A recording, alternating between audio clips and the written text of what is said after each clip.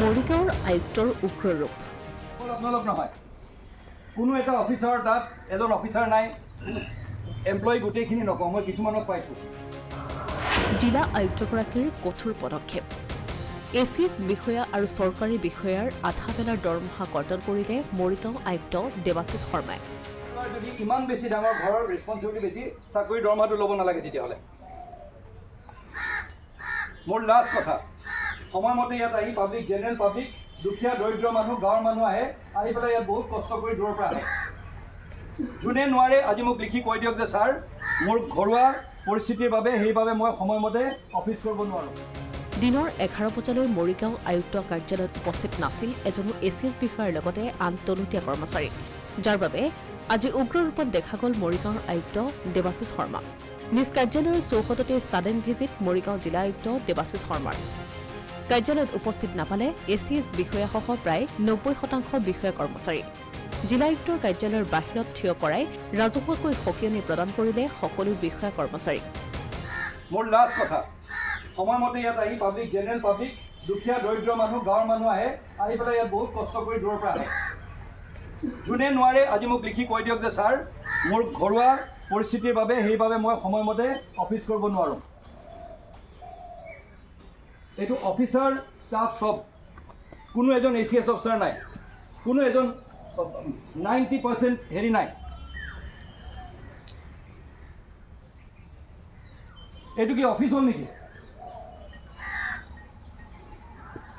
যোন কেইজন মানুহ নাই আজি আধা দিনৰ মই চেলেৰি কাটিম আৰু গোটেই মই হেৰি নোট কৰি থ'ম এতিয়াই মই কৈছোঁ আৰু অহাকাইলৈৰ পৰা 10টা বজাত যদি এমপ্লয়ি আহি নাপায় মই তেওঁক ছাছপেণ্ড কৰি দিম আয়ুক্তগৰাকীয়ে কৰ্মচাৰীসকলৰ দিনটোৰ এবেলাৰ দৰমহা কৰ্তনৰ নিৰ্দেশ দিয়াৰ লগতে 10 বজাত কাৰ্যালয়ত উপস্থিত নাথাকিলে বৰ্খাস্ত কৰিব বুলিও সকিয়নি প্ৰদান কৰে এই পদক্ষেপ আমাৰ জিলা আয়ুক্তৰ কাৰ্যালয়ত অত্যন্ত প্ৰয়োজন আছিলে বুলি মই ভাবোঁ আৰু যি পদক্ষেপ আজি লোৱা হ'ল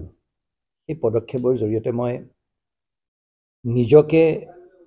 বৰ ভাল দেখুৱাবলৈ গৈ বা খুব ডিউটি বাউণ্ড বুলি দেখুৱাবলৈ গৈ মই বেলেগক কাকো দোষী সাব্যস্ত কৰিব বিচৰা নাই জিলাখনৰ মুৰব্বী বিষয়া হিচাপে বা উপায়ুক্ত কাৰ্যালয়ৰ মুৰব্বী হিচাপে আজি মোৰ কাৰ্যালয়ত যদি তেনে কিবা বিসংগতি হৈছে তেনেহ'লে তাৰ পোনপ্ৰথম বাবে ভুল মোৰে হ'ব কিন্তু এষাৰ কথা চাওক আজি উপায়ুক্তৰ কাৰ্যালয়ত 11টা বজালৈকে যদি কোনো অফিচাৰ নাহে কোনো যদি আমাৰ যিসকল এমপ্লয়ি আছে তেওঁলোক যদি নাহে আজি আমি গৈ পেলাই পাইছোঁ যে গাঁৱৰ পৰা আহিছে এগৰাকী মানুহ তেওঁ ক'ত যাব লাগে নাজানে কোনো এটা অফিচত কোনো মানুহ নাই আজি এইখিনি কথা কৈ ধৰি লওক ইয়াত মই মোৰে হয়তো ক'ৰবাত এই প্ৰশাসনটো চলোৱাত ভুল থাকি গৈছে কিন্তু মই অত্যন্ত দুখী আৰু দুখিত যে আজি এনেধৰণৰ এটা পদক্ষেপ ল'বলগীয়া হ'ল সকলোৰে আধা দিনৰ দৰমহা কাটিবলৈ এটা অৰ্ডাৰ দিবলগীয়া হ'ল কিন্তু এটা কথা চাওক